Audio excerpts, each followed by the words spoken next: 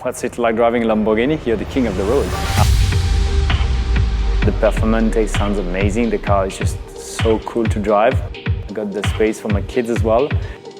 It's the car that everyone knows it is a Lamborghini.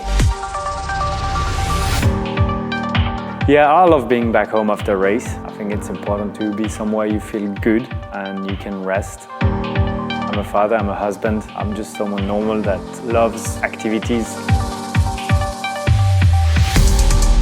I feel peaceful when I fly. I really like being in the sky. You see the earth in a different way. It's not fearless, but it's risking things, but you can also be brave at challenging yourself or overcoming challenge. I did not realize that it could go away so quickly until I had that accident. I had a big accident, I had a long recovery from it, and recovery is very difficult. I was so close of not being here anymore that you actually change your perspective.